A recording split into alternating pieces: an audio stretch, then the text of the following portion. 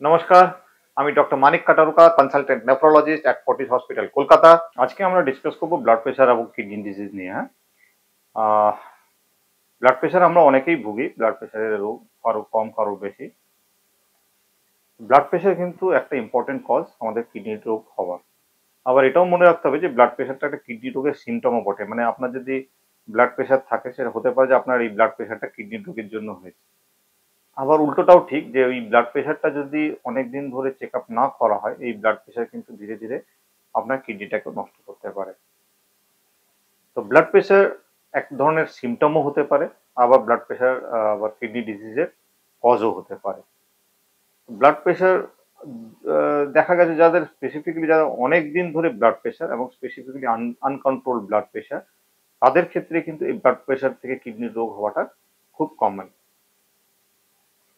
অনেক লোক আছেন যারা হয়তো ব্লাড প্রেশার ডিটেক্টেড হয়েছে, ব্লাড প্রেশারের ওষুধ কিছুদিন খেলেন, তারপর ওষুধ খাওয়ার ফলে ব্লাড প্রেশারটা কন্ট্রোল হয়ে গেল, তারপর বললেন যে আমার তো ব্লাড প্রেশার নর্মাল হয়ে গেছে, এই জন্য আমি আর ওষুধ খাবো না, করে ওষুধটা বন্ধ করে দেন এবং ফার্দার কোনো ডাক্তারি চেক আপও করেন না।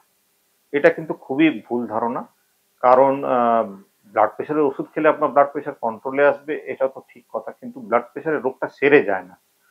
যেমন সুগারের রোগ সারে না, সেরকম ব্লাড প্রেশারের রোগও নর্মালি একবার ধরা পড়লে ব্লাড প্রেশারের রোগ সারে না। তো ব্লাড প্রেশারের ওষুধ আপনাকে হয়তো খেয়ে যেতে হবে, সেটা হয়তো কম অ্যামাউন্টে কমানো যেতে পারে, কিন্তু টোটালি বন্ধ করা যেতে পারে না। নিজের থেকে ব্লাড প্রেশারের ওষুধকে কন্ট্রোল করার চেষ্টা করবেন না, আপনার ডাক্তারের হেল্প নিন যে ব্লাড প্রেশারের ওষুধ কতটা খাবো কিনা। তো মোটামুটি ধরে রাখুন, আপনার ব্লাড প্রেশারের ওষুধ শুরু হলে সেইটাকে কন্টিনিউ করাটাই ভালো থাকবে। তাতে আপনার কিডনিটাও কিন্তু আলটিমেটলি অনেক লং টার্মের জন্য ভালো থাকবে। তাছাড়া যারা ব্লাড প্রেশারের রুগী, তারা কিন্তু নুন কম খাবেন। তাদের নুন খেলে কিন্তু ব্লাড প্রেশারের ওষুধ ম্যাক্সিমামই কাজ করবে না। লবণের পরিমাণ খাওয়া, এবং মানে সে কাঁচা লবণই হোক বা লবণাক্ত খাবারই হোক, লবণাক্ত খাবার মানে চিপস, ভুজিয়া বা যে কোনো লবণাক্ত মুড়ি বলুন, যাই বলুন, মানে লবণাক্ত খাবারটাকে তাদেরকে অ্যাভয়েড করতে হবে। তাদের এক্সারসাইজ করলেও দেখা গেছে যে আমাদের ব্লাড প্রেশার কন্ট্রোলে থাকে। তো ব্লাড প্রেশার কন্ট্রোলে থাকলে আপনার কিডনিও ভালো থাকবে।